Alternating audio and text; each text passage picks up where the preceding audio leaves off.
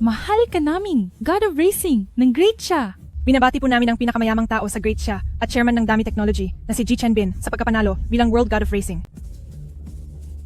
God of Racing? God of Racing? Chairman Chen, naging matagumpay ang Dami Technology sa industriya ng kotse sa ilalim ng inyong pamumuno sa loob lang ng ilang taon. Ano po ang inyong sikreto? Pahingi naman po ng makakain? Maawa na po kayo? Pahingi po ng kahit barya lang. Ito ang tseke na nagkakahalaga ng 24 na milyong piso. Hubarin mo ang iyong damit. Ha? Sa harap ng maraming tao, hindi. Parang hindi po yata maganda ito.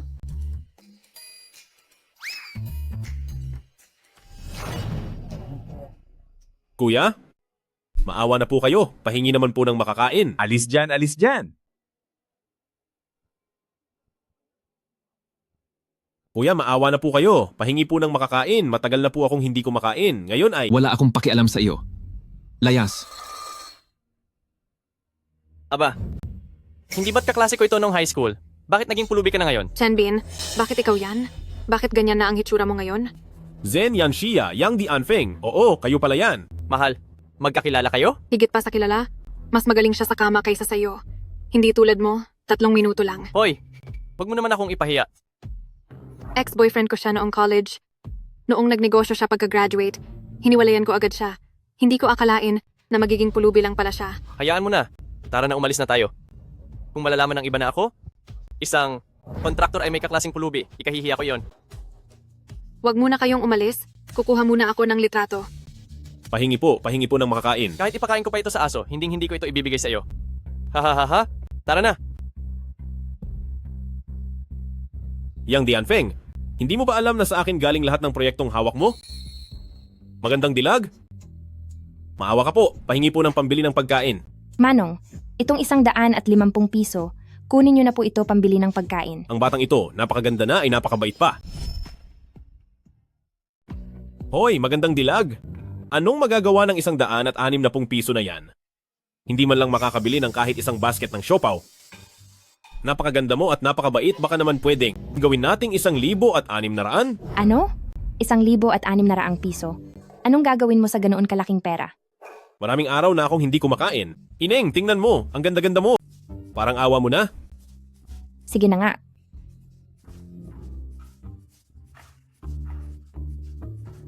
Magandang dilag. Sandali lang. Kuya, ano na naman? Huwag mong sabihing hindi pa sapat ang 1,600 piso. Hindi. Sapat na talaga. May sarili akong prinsipyo. Hindi ako tumatanggap ng pabor ng walang kapalit.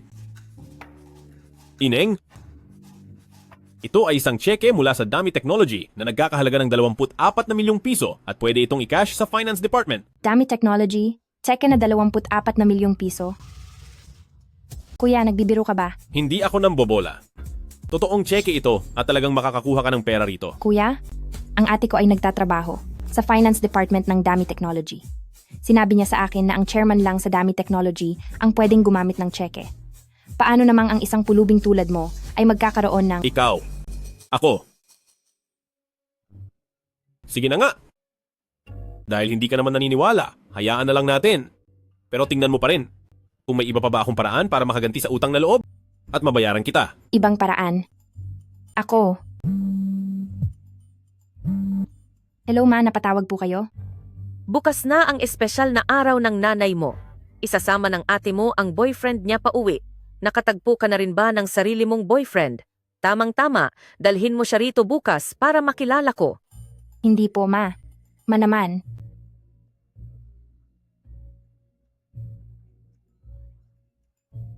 Diba sabi mo ay gusto mong bumawi sa akin? Kung ganoon, magpanggap ka bilang boyfriend ko. Ha? Boyfriend?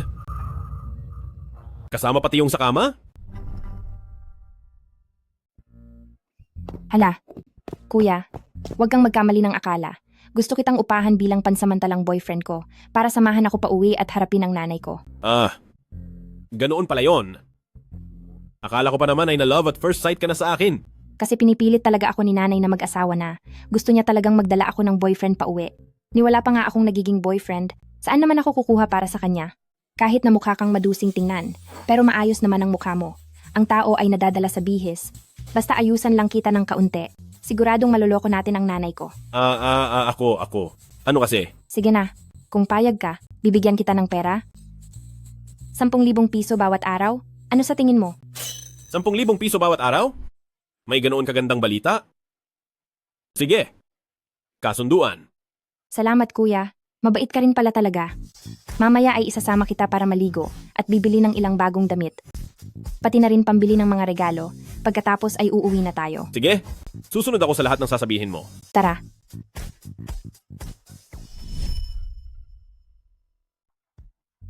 Tapos ka na ba? Bilisan mo naman, mahuhuli na tayo.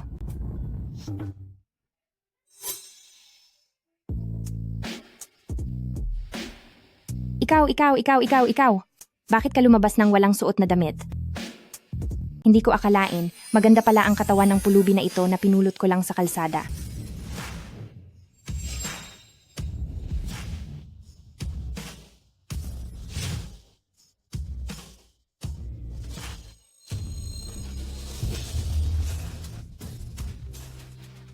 Wow! Ang gwapo niya pala talaga. Dahil ba sa gwapo ako? Pwede ba kitang halikan? Ano bang pinagsasabi mo riyan? Nagpapanggap lang naman tayong may relasyon. Sinong nagsabi na ang pagpapanggap ay hindi pwedeng maging totoo? Hindi pwede. Ang gusto ko ay isang mahusay na binata gaya ng chairman ng Dami Technology. Chairman ng Dami Technology? Gusto pala ako ng babaeng ito. 19 na taong gulang pa lang siya noong nakapasok siya sa pinakasikat na universidad sa mundo. 22 taong gulang naman nang itatag niya ang Dami Motor Group. Sa loob ng 3 taon ay naging public na ang kumpanya niya at hinahangaan siya ng buong mundo bilang Diyos ng mga sasakyan. Siya ang lalaking itinadhana para sa akin. Baliw na baliw siya sa akin? Ano kaya ang magiging reaksyon niya kapag nalaman niya ang tunay kong pagkatao? Nakakatuwa ito.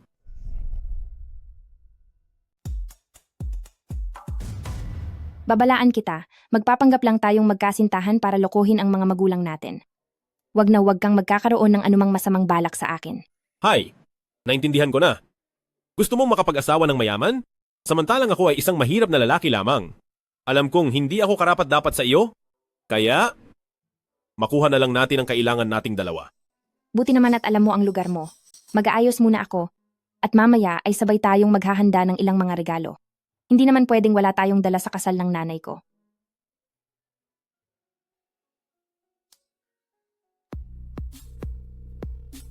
Sekretaryo Lee, ihanda mo ako ng isang regalong nagkakahalaga ng 30 milyong piso sa ilalim ng pangalan ng Dami Technology Company at ipadala ito sa pamilya Zen sa Maji-Agu.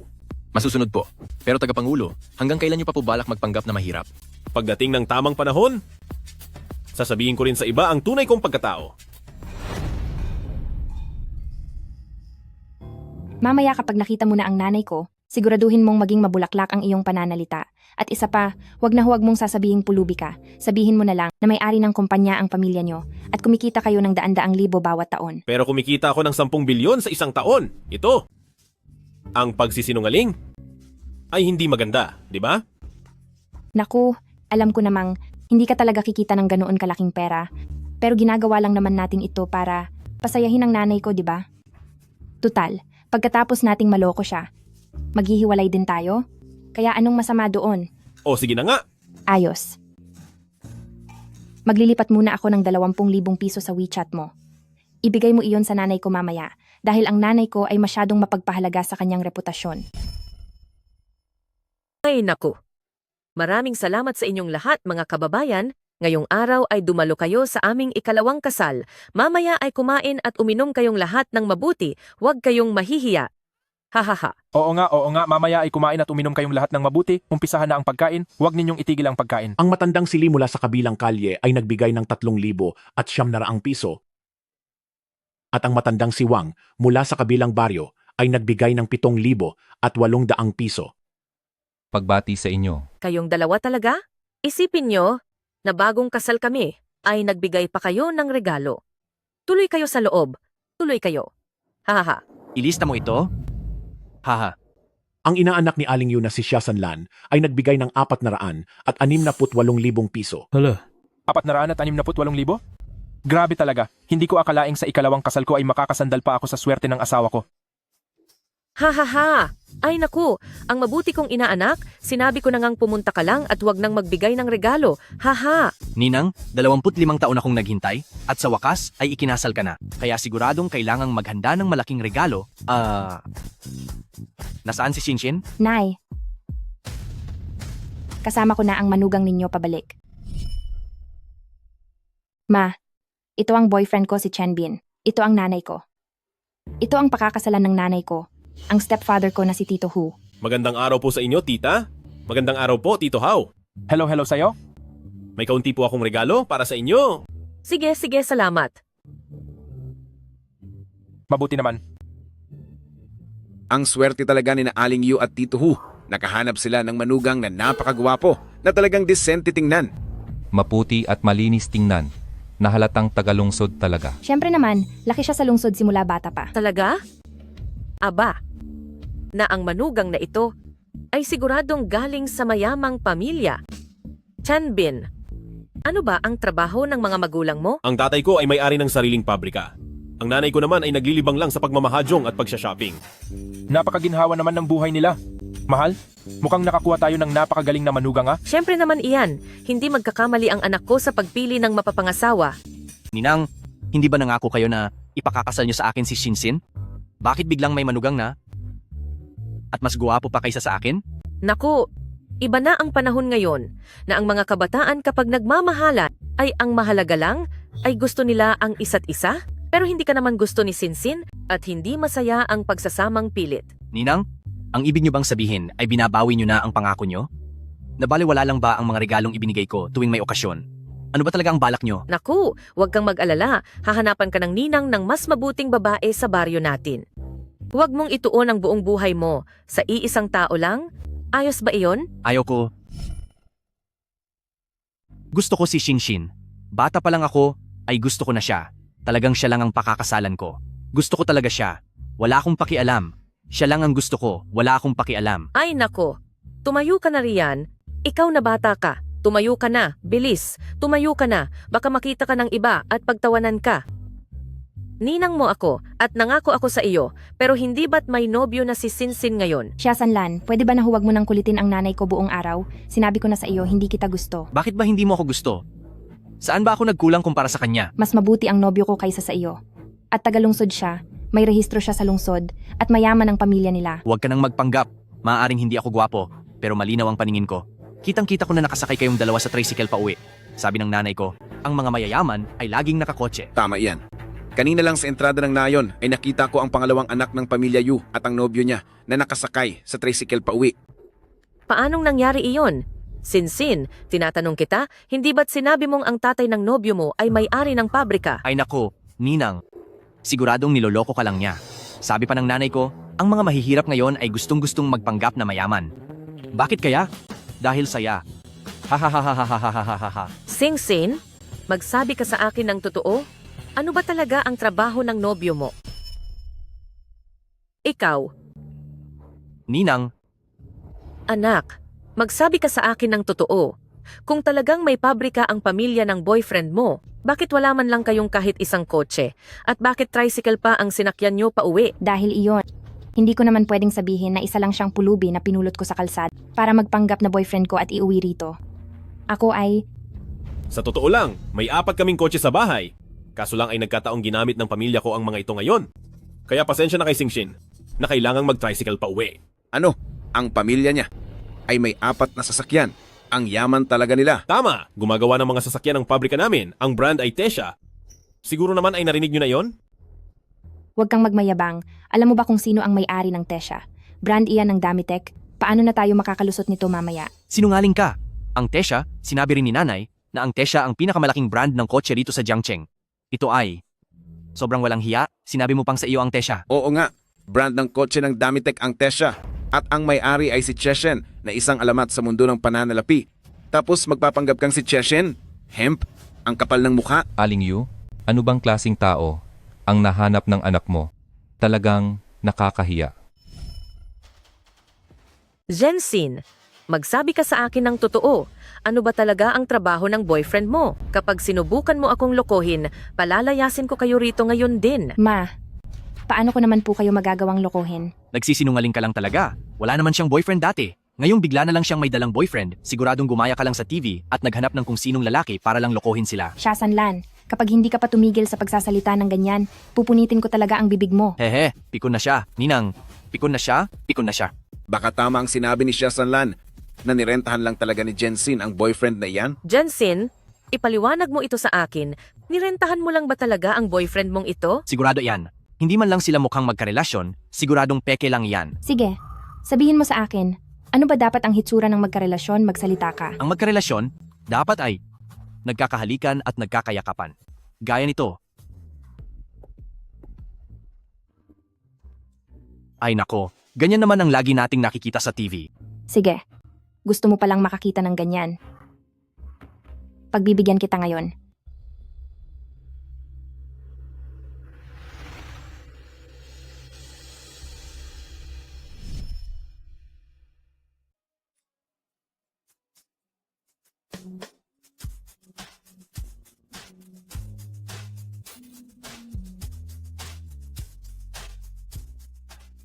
Nako, ang babata pa pero masyadong mapusok na. Tirik na tirik ang araw, tapos ganito ang... Ano pa bang dapat sabihin? Naghalikan na kaming dalawa. Hindi pa ba kami magkarelasyon yan? Oo nga naman. Naghalikan na nga sila. Peke pa ba iyan? Kahit magsyota pa kayo, tricycle lang naman ang sinakyan niya pa uwi. Wala siyang pera, nagkukunwari pa siyang mayaman. Talagang makapal ang mukha. Jensin, nagdala ka pa talaga ng pulubi para lang buwisitin ako.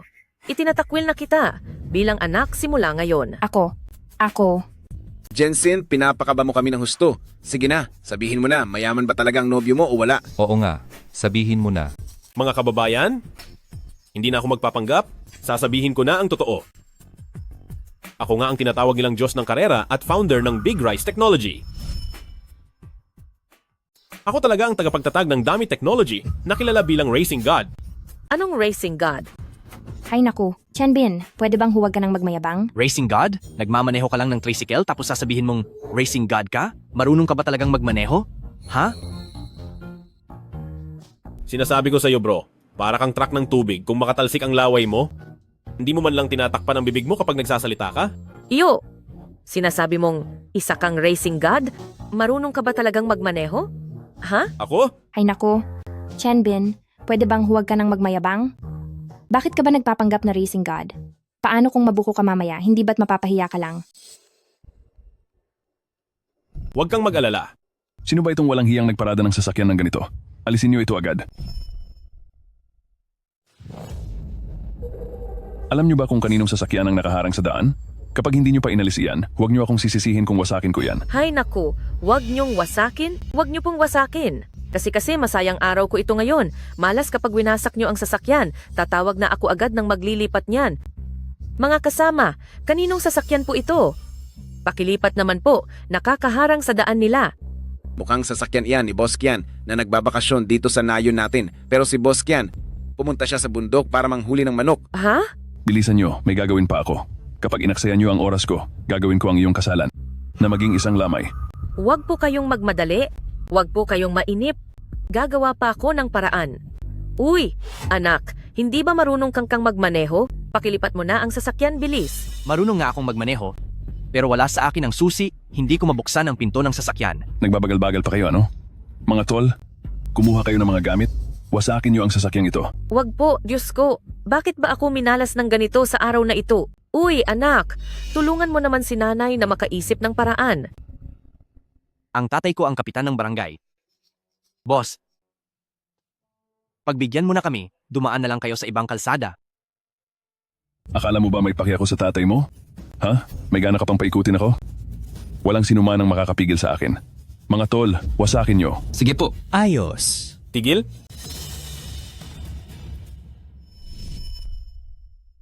Huminto kayo, sandali lang. Kahit walang susi ang kotseng ito, ay kaya ko itong ilipat. Tianbin, huwag ka nang magyabang. Hindi mo man lang mabubuksan ang pinto kung walang susi. Paano mo maililipat ang kotse? Huy, paano maililipat ng payatot na katawan mo ang kotse? Ikaw na, Chen ka? Huwag ka nang magyabang diyan. Marunong ka ba talagang magmaneho? Ano? Hindi ka man lang marunong magmaneho. Anong kotseng maililipat mo? Boss, ang taong ito, mahilig lang maghambog at masyadong bilib sa sarili. Kakasabi lang niya kanina na siya ang chairman ng Dami Technology. Ang totoo niyan, umupa lang siya ng tricycle, isa lang siyang hampas lupa na nagdala ng girlfriend sa probinsya. Zensin, paalisin mo na agad ang sinungaling at tangang iyan. Niloloko na niya pati ang boss. Kapag nagalit ang boss sa huli, baka madamay pa tayo. Tama. Umalis ka na. Umalis ka na. Umalis ka na. Hayop ka, pinaglalaruan mo ba ako? Hindi ka man lang marunong magmaneho. Paano mo maililipat ang kotse? Sinabi ko ba na hindi ako marunong magmaneho? Hindi ba siya ang nagsabi niyan kanina? At naniwala ka naman sa kaniya? Kung sasabihin kong ako ang tatay niya, maniniwala ka ba? Huy, Magaling akong magmaneho. Boss, huwag kang maniniwala sa kanya. Wala man lang siyang susi ng kotse, hindi naman sa kanya ang kotseng ito, paano niya ito maililipat, gagamitin ba niya ang bibig niya? Zensin, naririnig mo ba ako? Makipaghiwalay ka na sa kanya agad, paalisin mo siya. Sabi ko na sa iyo na huwag kang magmayabang. Tingnan mo, paano natin tatapusin ito ngayon? Hindi ako naghahambog. Sabi ko, na kaya kong ilipat ang sasakyang ito. At maililipat ko ito? Hindi naman sa iyo ang sasakyang ito, wala kang ang susi. Ilipat. Tingnan nga natin kung paano mo iyan maililipat.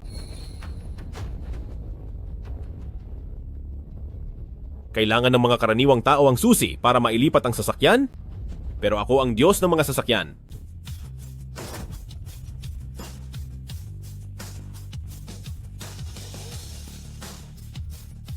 Bumukas ang ilaw. Paano nangyari iyon? Bakit bumukas ang pinto ng sasakyan?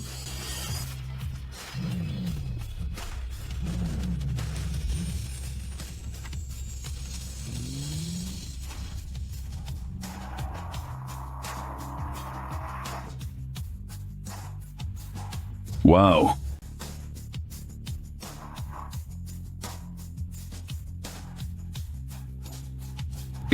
Ito ay napakaastig talaga. Ito, paanong naging posible ito? Siya ba talaga ang Diyos ng mga sasakyan? Wow. Ang galing naman. Nakagawa pa siya ng stunts. Hindi pala siya nagyayabang, marunong talaga siyang magmaneho. Paano naman mangyayari iyon? Bakit hindi? Bulag ka ba? Hindi mo ba nakita kung gaano kagaling magmaneho ang boyfriend ko? Singsin, totoo bang may pabrika ang pamilya ng boyfriend mo? Totoo bang may 4 silang sasakyan? Siguro naman.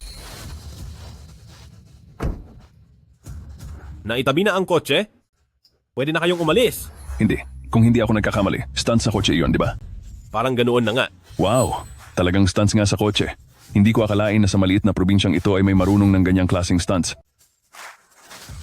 Ay naku, Master, tanggapin niyo po ako bilang estudyante. Pakiusap turuan niyo po ako. Ang cool talaga nito. tama na. Ngayon ang kasal ng biyanan ko. Wala akong oras makipag-usap sa inyo. Heto ang business card ko. Tawagan niyo ako. Sige. Salamat po, Master. Pasalamatan niyo na ang Master ko. Pagbati po, Master. Sige na. Umalis na kayo. Yehey, matututo na rin tayo ng stunts sa kotse. Master, mag-usap na lang tayo sa ibang araw. Kaya naman talaga naming dumaan. Master, mauuna na po kami. Tara. Yehey! Chen Bin, hinto! Ano? Akala mo pa rin ba ay nagbibiro lang ako? Kung mayaman ka talaga, bakit ka nakasakay sa tricycle papunta rito? Oo nga naman, alam mo naman palang magmaneho, bakit ka naka-tricycle pa uwi? Tita, sasabihin ko ang totoo. Hindi ko talaga kailangan ng kahit anong kotse para lang magpasikat. Nagpapanggap pa. Alam ko na. Ninang, alam ko na kung bakit siya marunong magmaneho. Bakit? Dahil isa lang siyang magnanakaw ng kotse. Kotse! Ano? Magnanakaw ng kotse. Shia Sanlan, pwede kang kumain ng kahit ano, pero huwag kang magsasalita ng kung ano-ano. Anong karapatan mong tawaging magnanakaw ng kotse ang boyfriend ko? Dahil nabuksan niya ang kotse kahit wala siyang susi, magnanakaw lang ang may ganyang kasanayan. Kung hindi siya magnanakaw, ano siya? Parang may punto siya roon. Tama nga naman. Kung hindi pa sinabi ni Shia Sanlan, hindi ko pa mapapansin iyon. Ngayon ay lumabas na ang katotohanan. Ang boyfriend mo ay hindi talaga mayaman kundi isa lang siyang magnanakaw ng kotse. Shia Sanlan, anong karapatan mong sabihing magnanakaw ng kotse ang boyfriend ko? Anong ebidensya mo? Nabuksan niya ang pinto kahit wala siyang susi ng kotse. Kung hindi siya magnanakaw ng kotse, ano siya? Napahiya ka ba dahil nabisto kita kaya ka nagagalit? Ang totoo, pinagbibintangan mo lang ang boyfriend ko dahil hindi mo ako makuha. Bakit ang dumi ng ugali mo? Sin, sabihin mo sa akin ng tapat, ano ba talaga ang trabaho ng boyfriend mo? Kung ipapahiya mo ako sa harap ng mga kamag-anak at kaibigang ito ngayong araw, itatakwil na kita bilang anak. Isinusumpa ko, hinding-hindi magnanakaw ng kotse ang boyfriend kong si Chenbin. Mapilit ka pa rin talaga hanggang ngayon. Ninang, unang beses pa lang pumunta ng magnanakaw na ito sa bahay para sa kasal niyo, magkano ba ang ibinigay niyang regalo? Walang ibinigay na pera.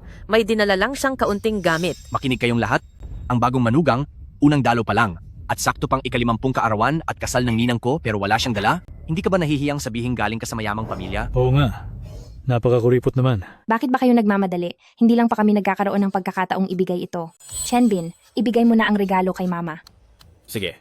Tita, pakilabas po ang cellphone nyo. Maglilipat ako ng 150,000 piso sa inyo. Bilang munting regalo ko lang po. 150,000?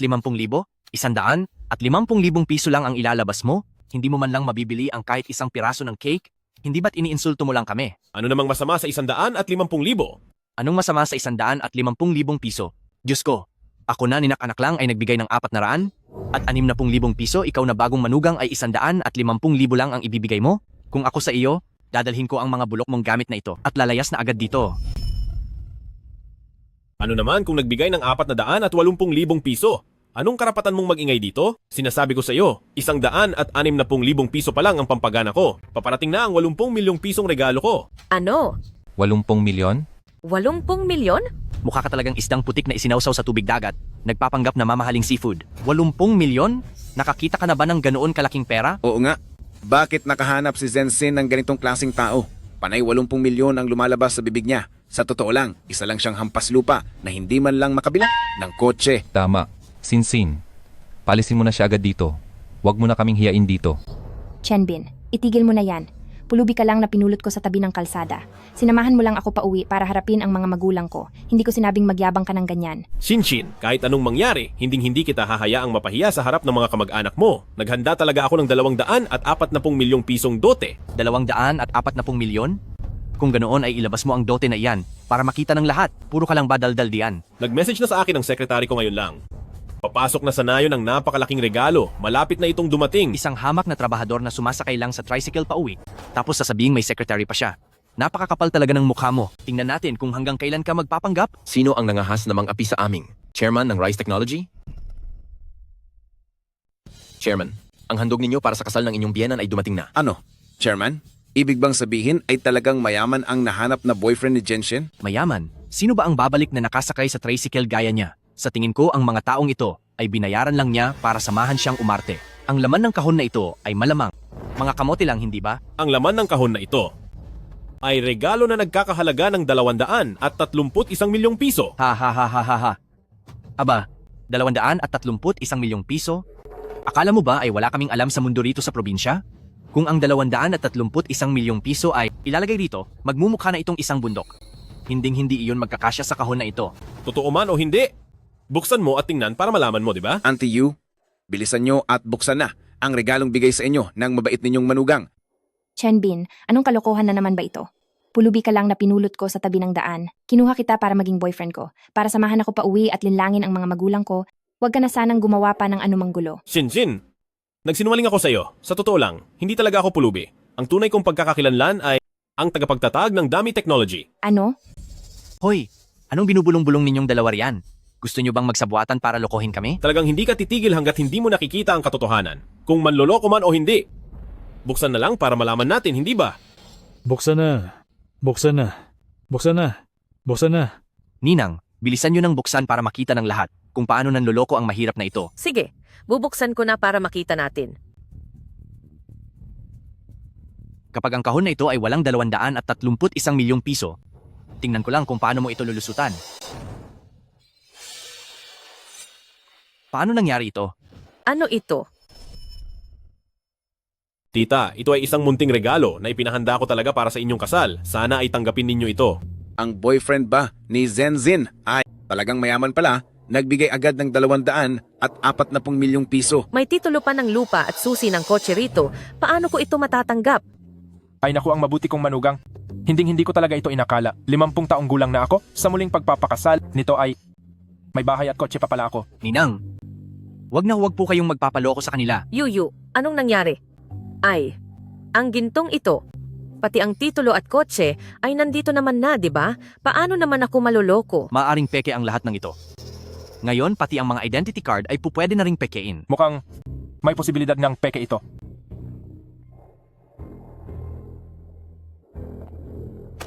Hindi ito katanggap-tanggap. Naglakas loob kayong pagdudahan na peke ang regalo ng chairman. Kayong mga manloloko, kitang-kita na niloloko nyo lang ang ninong at ninang ko at nagpapanggap pa kayo rito. Kayo? Tingnan ko lang kung sino ang may lakas ng loob na manloko sa biyenan ko. Gusto kong makita kung sino ang maglalakas loob na manloko sa mahal kong biyenan. Ay sus! Hindi ba ito ang panganay kong anak na babae at ang manugang kong inhinyero? Halika, halika, bilis-bilis, tuloy kayo sa loob, ha ha ha. Ang swerte talaga ni Aling Yu. Ang gwapo at mukhang kagalang-galang talaga nitong manugang niyo. Tama, narinig ko na malaki ang kinikita ng mga nasa construction kada taon. Oo nga. Tara, tingnan din natin doon. Tara na, tara na.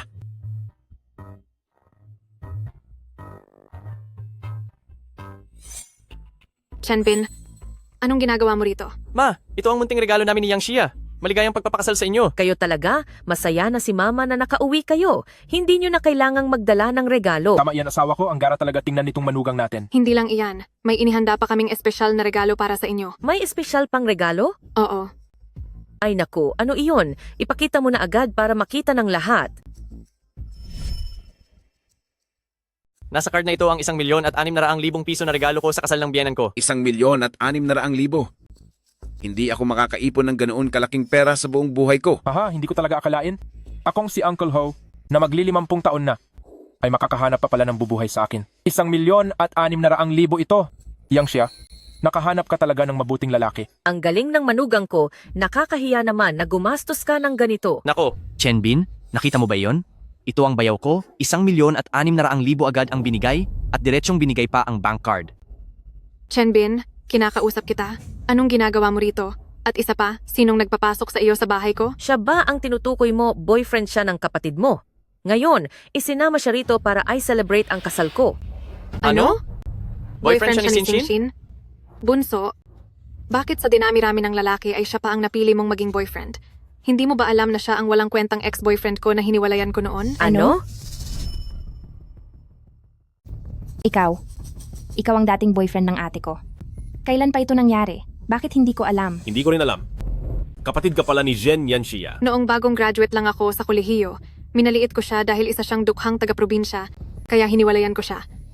At sino ang mag-aakala na ang basurang itinapon ko ay pupulutin mo pala? Ano ka mo? Sinabi mong isa siyang dukhang taga-probinsya, pero sabi ng kapatid mo ay galing siya sa mayamang pamilya. Anong galing sa mayamang pamilya? Wala nga siyang kahit anong trabaho. Noong nakaraang 2 araw, nandoon kami sa lungsod at nakita namin siyang nanlilimos sa tabi ng daan. Ito? Yang Xia. Hindi ka ba nagbibiro? Pulubi ba talaga siya? Isa lang pala siyang nanlilimos sa tabi ng daan. Hindi naman siguro. Hindi naman siya mukhang pulubi sa itsura niya. Kung hindi kayo naniniwala, tanungin niyo si Yang Dianfeng. Kilalang kilala siya ni Yang Dianfeng noon pa. Ay, ayaw ko na talagang pag-usapan. Magkaklase kami noong junior high school. Noong bata pa siya, ang pamilya niya ay sobrang hirap na kahit pagkain ay wala sila. Hindi ko akalain na paglaki niya ay magiging isa na lang siyang pulubi.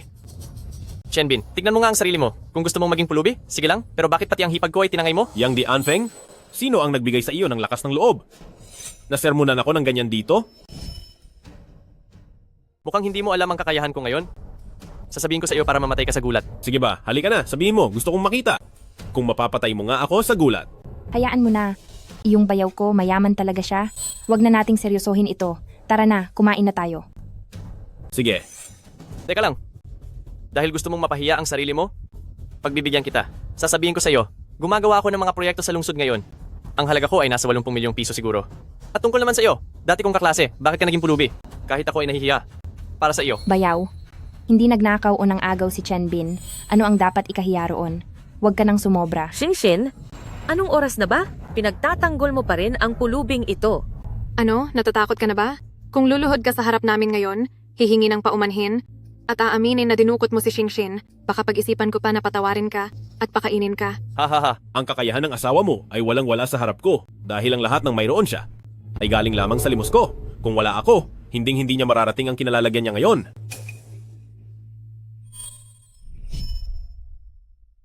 Isang mabahong pulubi ka lang pero napakayabang mo ha. Sinasabi mo na ang 10-10 milyong halaga ko ngayon ay galing lang sa limos mo. Ang kapal talaga ng mukha mo. Singshin, ito ba ang dahilan kung bakit mo ako tinanggihan? Sa pinili mong boyfriend at sinasabi pang mayaman siya, pulubi lang pala siya. Chanbin, talagang wala kang hiya. Bakit ba ako naging bulag at naging ex-boyfriend kita? Bunso, sabihin mo sa amin kung anong panlilin lang ang ginawa niya sa iyo para maging boyfriend ka niya. Tama, hipag. huwag kang matakot na magsalita. Nandito kaming lahat para suportahan ka. Oo nga, Shinshin. Magsalita ka na? Paano ka niloko ng mabahong pulubing ito? Oo nga, Sinsin. Magsalita ka na. Tutulungan ka naming turuan siya ng leksyon. Nay ate, hindi ako niloko ni Chanbin. Ginusto ko ito. Ikaw na bata ka. Gusto mo ba akong mamatay sa galit? Ayaw mo pa rin bang magsabi ng totoo? Anong klaseng pambubudol ba ang ginawa sa iyo ng mabahong pulubing ito? Naku, Shinshin, kinumpirma na ng ate at kuya mo na isa lang siyang pulubi. Hindi ko akalain na balak mo pa talaga siyang pagtakpan. Nagagawa niyo talagang pagdudahan na pulubi ang aming chairman? Naghahanap kayo ng gulo. Sino ka ba sa akala mo? Anong pakialam mo sa usapang pamilya namin? At saka, ginagawa lang namin ang nararapat. Ako ang sekretarya ng chairman ng Dami Technology at siya ang aming chairman sa Dami Technology. Baliw ka ba? Sinasabi mo na ang mabahong pulubing ito ay ang chairman ng Dami Technology? Tignan mo muna ang sarili mo sa salamin. Wala man lang siyang aura ng isang chairman.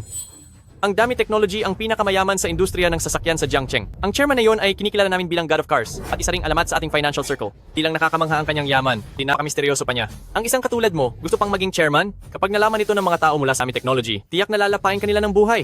Ang malapa ng buhay ay maliit na bagay lang. Huwag lang sana tayong madamay. Kapag naningil na sila ng atraso. Bahala kayo kung ayaw ninyong maniwala. Pero, nagbabala ako sa inyo, kapag ginalit ninyo ang aming chairman, kayo ang magdurusa sa kahihinatnan nito.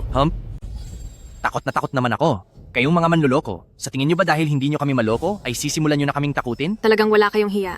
At ayaw nyo talagang magbago. Sige, ipapakita ko ngayon sa lahat ang tunay mong pagkatao. Tama. Mahal, nakita natin siya noong araw na yon at kumuha pa tayo ng litrato. Ilabas na natin ngayon para mapatunayan ang lahat. Chanbin, nagpanggap ka lang na boyfriend ko para tulungan akong lokohin ang mga magulang ko. Walang kinalaman ang bagay na ito sa iyo. Umalis ka na agad. Pipigilan ko sila para sa iyo. Ayos lang. Huwag kang mag-alala. Halik kayo at tignan ninyong lahat. Ang taong ito ay isa lamang mabahong pulubi. Talagang pulubi pala itong si Chanbin. Hoy, ikaw na mabahong pulubi ka? Nakuha mo pang magpanggap na mayaman sa amin. Lagot na. Gumuho na ang pangarap kong maging palamunin lang. Ay nako, Ninang, sinabi ko na sa inyo noon pa na isa siyang manloloko. Ayaw nyo lang bang maniwala?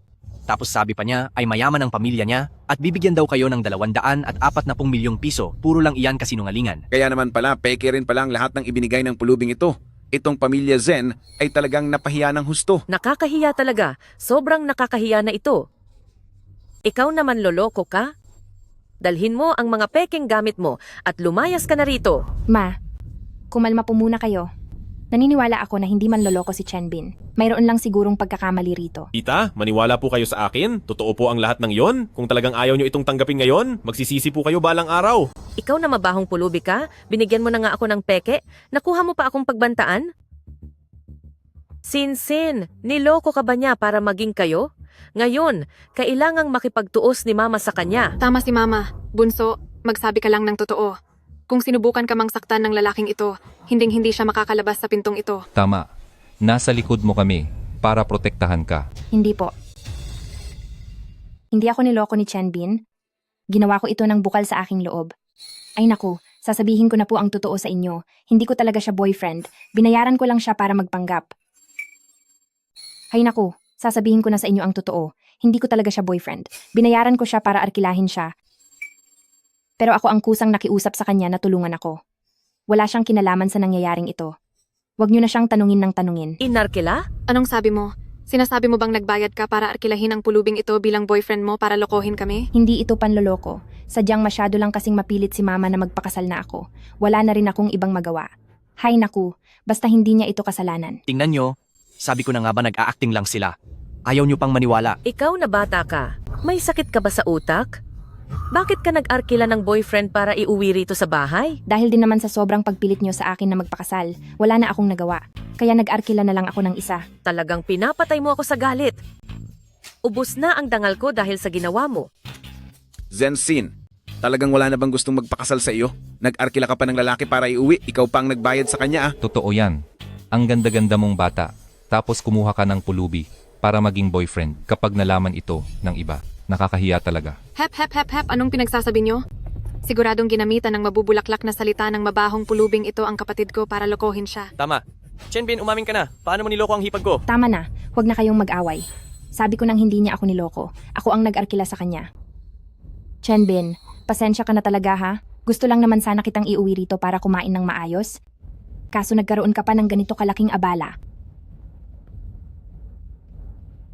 Heto ang 4,000 piso. Kunin mo na ito at umalis ka na muna.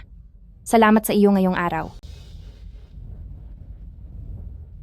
Sa totoo lang, ginagawa ko ito ng bukal sa loob ko. Handa akong magpaarkila sa iyo ng libre habang buhay. Salamat sa iyo.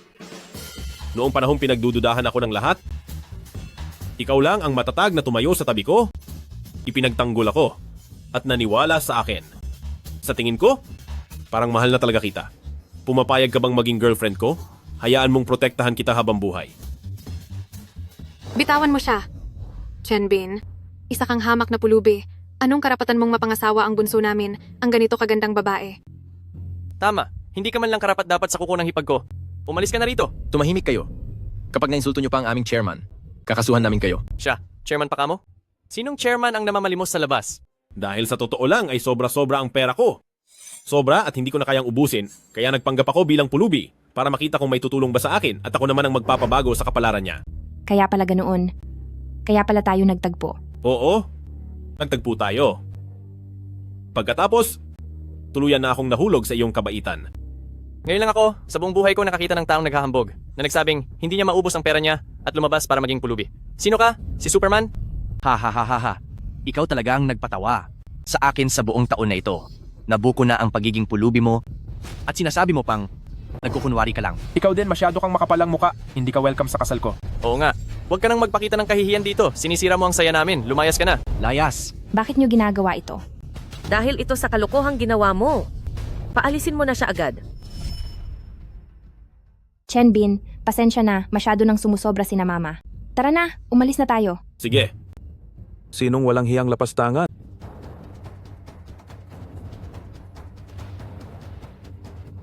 Ang nangahas habang nasa bundok ako para maghanap ng manok.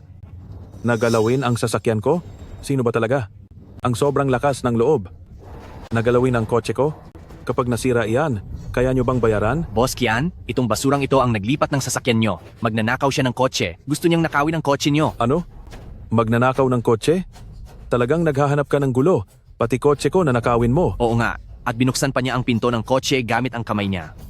Kung hindi magnanakaw ito, ano pa? Magpaliwanag ka ng maigi ngayon, kundi babaliin ko ang mga binti mo. Kaya ako nilipat ang sasakyan mo kasi nakaharang ito sa daan at hindi makadaan ng iba.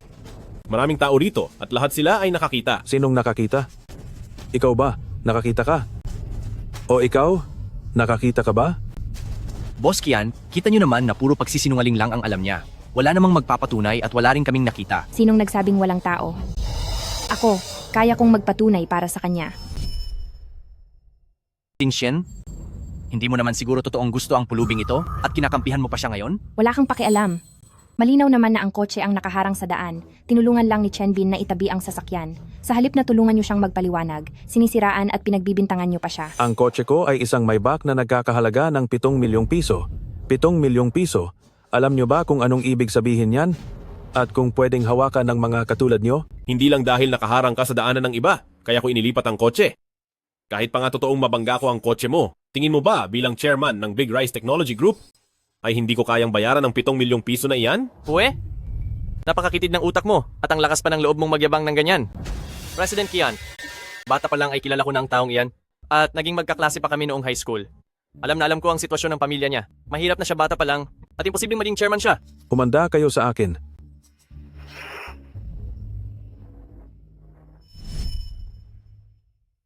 Tama. Sabay tayong lumaki mula pagkabata. Kaya naman pinapahalagahan ko ang samahang ito. Lihim kitang tinulungan sa mga proyekto para guminhawa ang buhay mo. Pero hindi ko akalain na nang yumaman ka na, ay kinalimutan mo na ang iyong pinanggalingan. Anong sinabi mo? Sinasabi mo bang ikaw na mabahong pulubi ang tumulong sa aking yumaman? Wala ka na ba talagang kahihiyan? Talagang napakakapal ng mukha mo. Masyado ka na yatang nagmamayabang? Akala mo ba ay kung sino kang magaling? Yumaman si Dianfeng dahil sa sarili niyang sikap, kaya wala itong kinalaman sa iyo kahit katiting. Chenbin, bibigyan kita ng huling pagkakataon. Umamin kang magnanakaw ka ng kotse. Dahil kung hindi, huwag mo kaming sisisihin sa gagawin namin sa iyo. Dahil naging masama ka sa akin, ay hindi na rin ako magiging mabait sa iyo. Tinatakot mo pa ako?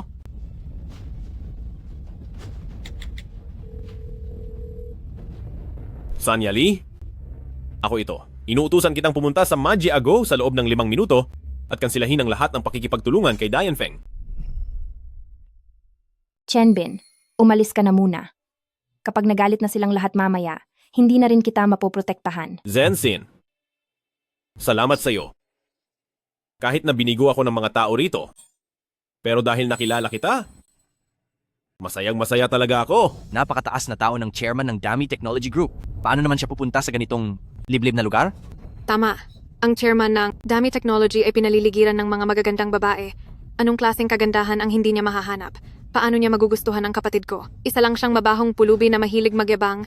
Talagang wala siyang hiya. Oo nga. Hindi ba't nagmayabang lang siya kanina na ipapatigil ang proyekto ko? Napatigil ba? Hindi ba nakakahiya yan? Kung luluhod ka ngayon at hihingi ng tawad sa amin, baka mapag-isipan ko pa na patawarin ang kamangmangan mo. Haha? 3? 2? 1? Talagang hindi ka titigil hanggat hindi ka nabibigo. Nandito na sila. Gusto kong makita kung sino ang nangahas na mga api sa chairman ng Dami Technology. Sir San, nandito na po kayo? Ang gagong ito, siya talaga yon. Hindi lang siya naging bastos sa inyo, kundi siniraan pa niya ang chairman. Yang Dianfeng, anong ginagawa mo rito? Titingnan ko kung sino ang naghahamon sa kamatayan para siraan ng chairman. Wala na ba siyang pakialam sa buhay niya? Hoy, pulubing manloloko. Nakikita mo ba? Kampante ako dahil panig sa akin ang Yali Group. Kung ikukumpara ka sa akin, mas mababa ka pa sa isang langgam. Oo nga. Sabi pa niya na kukunin ng Yali Group ang lahat ng kabuhayan natin. Napahiya ka, no? Ang sakit ba sa mukha, ha? Si Chairman.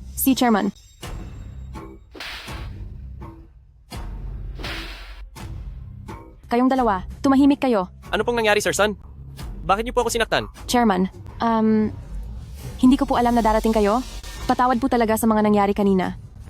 Sir San, sino po ba talaga ang taong ito? Sino ka mo? Siya ang henyo sa pananalapi ng mundo. Ang nagtatag ng Dami Technology, ang Diyos ng karera na si Chenbin. Ano? Siya ba talaga ang chairman ng Dami Technology? Ano? Si Chenbin pala ang Diyos ng karera. Ang Diyos. Ikaw ba talaga ang God of Cars na si Chenbin? Iyong lalaking namuno sa industriya ng sasakyan ng Daksha patungo sa pagiging leader sa buong mundo. Ang God of Cars na si Chenbin na mag-isang tumawid sa disyerto ng Sahara at naging alamat? Ikaw ba talaga ang chairman ng Dami Technology? Sinabi ko na sa inyo ang totoo noong una pa lang. Pero maliban kay Zenzin, tila wala sa inyong gustong maniwala sa akin. Masyado kayong mapagmataas. Akala nyo ay isa lang akong pulubi, puro kayo karangyaan at mga ganid sa yaman. Iyan ang tunay ninyong pagkatao. Ibig sabihin, totoo ngang ikaw ang nagbigay sa akin ng mga proyekto noon at tumulong sa akin para yumaman ng biglaan? Sinabi na sa iyo ni Sun Yali ang lahat. Kung wala ako, sa tingin mo ba ay may karapatan kang makakuha ng suporta mula sa Yali Group? Ngunit simula sa araw na ito, pababawiin ko sa Yali Group ang lahat ng nakuha mo. Bumalik ka na lang sa pagbubuhat ng hollow blocks sa construction site. Chenbin, hindi. Chairman Chen, magkasama tayong lumaki. Nagmamakaawa ako sa iyo. Patawarin mo ako. Patawarin mo ako. Layas. Chairman Chen, hindi. Dating boyfriend. Magkabalikan na tayo. Lumayas ka rin. Yang siya. Dati ay minaliit mo si Chen at kinalimutan mo pa siya. Ngayon gusto mong makipagbalikan? Si Chen ngayon. Ang mahal niya ay ang aming si Sinsin. Hindi masarap ang pilit na pagsasama. Ikaw, huwag ka nang umasa sa wala pa.